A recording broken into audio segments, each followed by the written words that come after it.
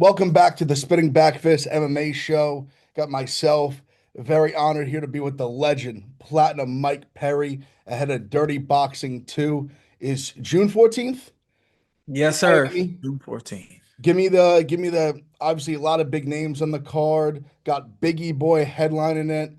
Alex Caceres on the card. Give me the elevator pitch. Give me the rundown. I'm fired up. Get the people fired up for this card. Yeah, DBX 2, man, big shoes to fill after DBX 1 had 50,000 concurrent viewers and 10.5 million streams across platforms. Um, we had a big show at DBX 1 and DBX 2. We brought the people's attention to us with releasing our card. We have Jaricio Rosenstrike in the main event, Alex Caceres co-main, and we got a total of 8 former UFC fighters on the card. We got one of our featured bouts. These guys been talking a lot of trash. Alex the Spartan Nicholson versus Rob the Wolf Perez. Those guys have been, itching to get at each other. And we also have a former UFC fighter versus a current boxer, so that the styles are really going to match up here. For action-packed night of fights, it's going to be an incredible show. The last event was totally star-studded. Lots of cool people came out. Pat Bet David, Johnny Bones Jones was in the house. Aiden Ross came through. So just to name a couple, and we're looking to do the same thing this time. We got a good-looking guest list so far, and you know, a night in Miami is just it's turn up time. We're there to have a great time, have a blast, party at the fights. It's like a club scene in our warehouse at the hangar in Coconut Grove. That's where the event's taking place. Still got a couple tickets left on eventbrite.com. Miami has this thing about selling out definitely the last week. But I would say get yours now if you want to go, or we're streaming free on YouTube. So it's going to be an incredible night. I'll be commentating for my second time, and I'm looking to make some adjustments. And we're also broadcasting in 3 languages. So I'll be broadcasting in English with Brennan Tobin and Jason Anik. And then we got Overdogs Espanol will be commentated by Yoel Romero this time since he's not our main event again. And in Portuguese, Overdogs Brazil will be streaming in Portuguese with Money Moicano for anybody of all languages. We want you guys to all tune in, watch the fights, and enjoy the show. And got all your bases covered, man. I love it. Honestly, all the stars commentating. Let me ask you this. Obviously, we know Platinum like Perry the fighter. We got introduced to the promoter now. What's it like on the promoter side? What's it like running the show, running an event, putting it all together? What's that been like? That's the beauty of the name Platinum. It's big business we're doing over here. And, I'm doing my thing. I'm keeping things uh, cool with myself. And my fights are always very entertaining. I go for broke and I don't take a back step, and we made a sport in its own lane with dirty boxing that is really Mike Perry style fights. It's all action all the time, no taking steps back and bringing the heat. And that's how I chose to fight. And now on the business side of things, uh, I've been high up in the business for a long time. I've worked with great companies, UFC. I brought up BKFC. We made it bigger than it was, and now it's a solid number two, I would say, for action-packed fights. And then you got boxing, which is over 100 years old, and it has its set fan base. But and we're fans of boxing. Me and some of the owners of Dirty Boxing, we love a lot of high caliber boxing fights and the style and technique that goes into it. So we're really pinning MMA and boxing, and we gave them a rule set that these guys could get dirty in there, and boxers can't complain when it's not too clean for them. And MMA fighters, can't complain when they get hit with a sharp boxing shot. So, we're just looking to put on entertaining fights, and we want people to enjoy the show with us. Now, obviously, so when you came up with this idea, I guess let me ask, was it something that you came up with? Like, did someone approach you like, hey, like obviously you're huge right now, all these big fights, huge numbers, like we want to start a promotion with you, or was it you idea to say, I want to start a promotion, you reached out to some money people, or how did that go down? Man, I remember years ago in the media asking me, if I wasn't fighting, what would I be doing? And, I just looked at Dana White, who's the best of the best. And I'm like, man, if I could be somewhat of a Dana White, if I could help some of these hard-headed guys uh, get the right path on their fights and their bad attitudes and we can use that in our favor. They're talking trash and being aggressive in battles, you know.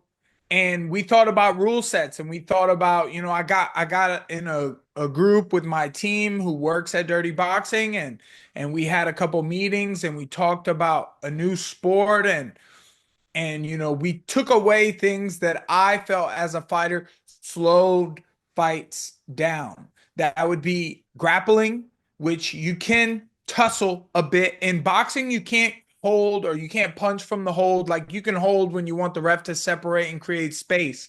But in dirty boxing, you can grab and hit.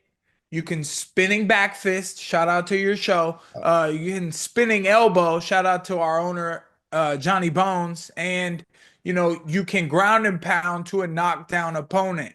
You know, taking boxing and adding elbows, that's something I think a lot of people have wondered about for years in combat sports.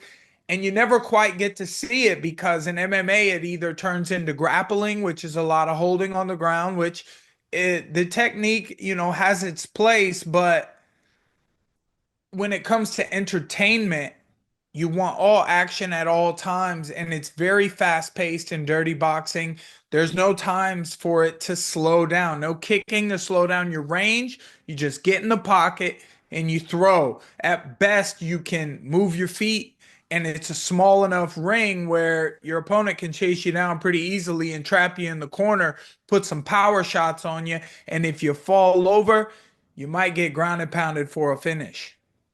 I love it. I watched the first show; it was incredible. Now, let me ask you this: how you guys, like you said, you've gotten some star-studded guys. How involved are you personally in like getting Biggie Boy over here? Like, say he doesn't get picked up by the re-picked up by the UFC. Do you reach out to him personally? You have a guy like, how involved are you in getting these guys in here? Because obviously you guys pay well. You're getting big stars in. How involved are you in that process and picking the fighters and getting them signed and everything? Obviously my team, a lot of them are Miami based with dirty boxing. First round management, they are very well connected with a lot of big names in sports. They're very well connected in the NFL. We had a few NFL players come out to watch DBX1, and they're also connected with some celebs. They help me with some endorsements and things like that. But um, I definitely do my part because if they're not quite getting in contact with someone, I can sometimes reach out and I'll get hit back. People will respond to me. They've given me some respect over my fights and in my career, and everybody can appreciate the battles that I've had. So I'm grateful for that. Some of these fights get made because of me. A lot of fighters sometimes reach out, and if they're a good fit, I'll send them towards my matchmaker, and me and my matchmaker bounce back and forth. He asked me to get in touch with them. I've made some calls about offering these guys some fights. I have the contract numbers, and I'll give them those numbers and say, we'll do a little finagling, and I'll get back with my team. I middleman it a little bit because they're really good at that, and I'm a little bit new to this, but I know a good fight when I see one. And there's lots of really cool guys that reach out and want to be a part of it. Even if they're not fighting. Me and Yoel Romero had a good relationship. He's taught me a lot in my fighting career.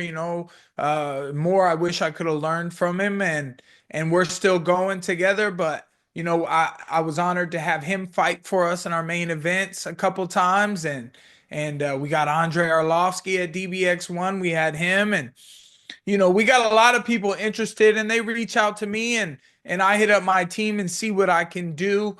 And usually when I hit them up, we make it happen. A lot of people are hitting me up and I don't reach out about everyone because I see the trajectory that we are on, and it's a lot of big names and cash cows only. So we're trying to do really big things and make noise, make a lot of views, and get people to pay attention. What would be, you just said you know a good fight when you see one for the in this new sport, this dirty boxing you've helped create. What would be your dream matchup for dirty boxing? Of any guys that are fighting now, or even maybe old guys, whoever, two guys you think would just put on an incredible, your dream fight, your dream main event. Well, I can't lie and say that I don't, I haven't had that question before. I get that question, and the same thing comes to my head. I want to fight Jake Paul in Mm, these rules because I mm. think the small gloves, I think the dirty boxing, I wasn't really allowed to get dirty in the boxing ring with him. That would be probably my dream fight, to face Jake Paul under the rule set of dirty boxing championships, because I can make it dirty and get real gritty on him in there. And he mentioned that he, maybe possibly would do it. So other than that one, man, you know, myself and Conor McGregor too. Mm, I I throw love on that. some really good fights, dude. But other people, having Yoel fight for us, uh, getting Johnny Bones in the ring would be Mm, something else. I'd like to see some those spinning back elbows. elbows in there, and man, our main event this time, Terezio Rosenstrike, big, big power hitter. Um, could you imagine seeing Francis Ngannou in there? Or, Whew. if you really start dreaming, you can come up with some ideas of who you might want to see in there. Why not, Mike? Why not? Yeah, absolutely. Mike Tyson.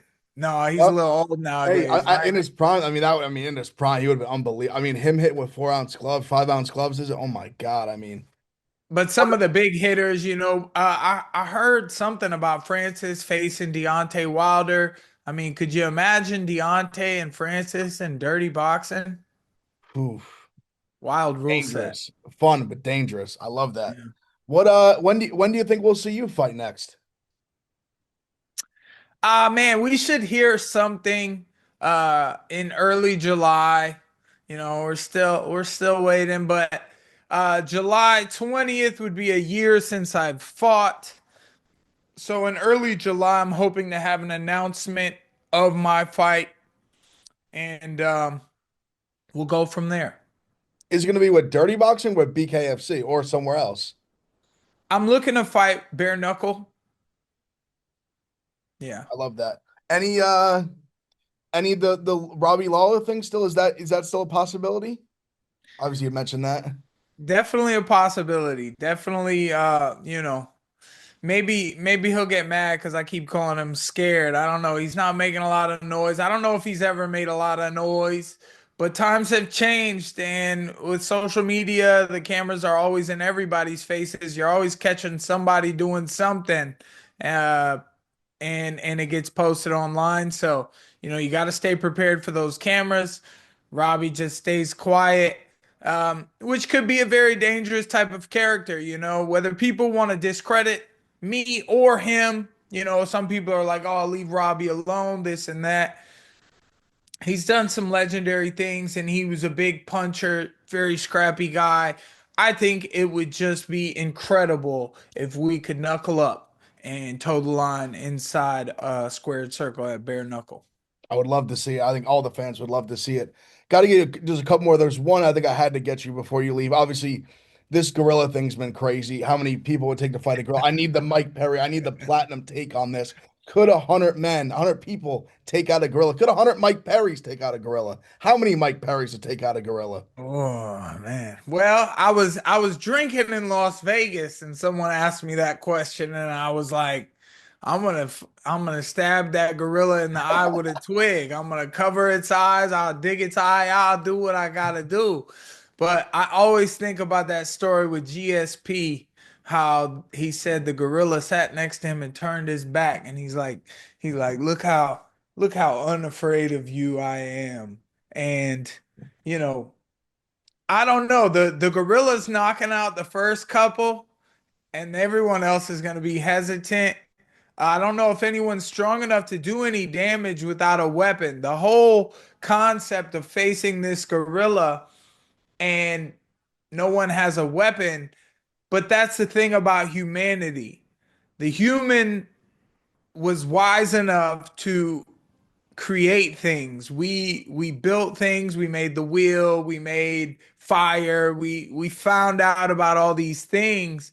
And in my mind, I think a person versus a gorilla, I think the human, their brain, their mind is going to come up with something. I like that. Gotta have, it's got to be, I think it's got to be coordinated. That's my, if it's gonna happen, I think it's got to be coordinated. I agree with you. Where if one guy goes in there, he just gets knocked out silly. Everyone's gonna be like, "Holy shit!" But we need guys coming from trees over top. We need six John Joneses on each leg. We need like a lot. We need a lot going on to get it done. Real quick, I'll ask you this last one. How much like UFC are you watching like week to week or even just like other fights in general? How much are you consuming MMA? Man, I've been talking with some fighters lately on our podcast and for Dirty Box and things like that, and some fighters are like, I don't know, I don't watch fights or whatever. And like I do watch fights sometimes when they're really when there's really something about it that grabs you. Some of the big fights that get announced, you're like, "Oh, I gotta catch that." But man, what was the last fight I seen? Man, my memory. The last fight I saw was me and Sean Strickland sparring, and it wasn't much of a fight. It was just a little round, but I try to put my work in, and I do some of my studying. Watch some fights of some characters that I like to watch. Um, Izzy and and Alex Pereira, but they kick. A big part of their game is kicking, which changes things. I try to watch some. There's bare knuckle this weekend. Um, but dirty boxing just speaks so high to me, and I'm gonna be right there ringside commentating, get to watch up close, and these guys get in the pocket and they throw hammers at each other's faces. It's really action packed and entertaining. Boxing is, I like Teofimo. He's very Yep. skilled. I guess I heard that maybe he pulled out against the Devin Haney that they just announced, and I'm wondering why he would have pulled out from that. I kind of had Teo picked to win that fight. I like watching a Gervonta Tank Davis fight. He had a close fight with Roach. Roach really performed in that event. And Tank is just, he's always been untouchable. And now he's got a little blemish called a draw. So, I do my due diligence and I watch some of the higher caliber guys go at it and, give me some itch to go to the gym and try to work on some of their moves. I love that. Appreciate you, Platinum. Can't wait to see you in the cage again. Everyone, Dirty Boxing, June 14th, Miami, live on YouTube. Still got tickets on sale. Amazing event. Platinum, we appreciate you, my friend. Thanks for coming on the show. Can't wait for the event. We'll be watching for sure. Thank you, brother. Enjoy it. See you soon.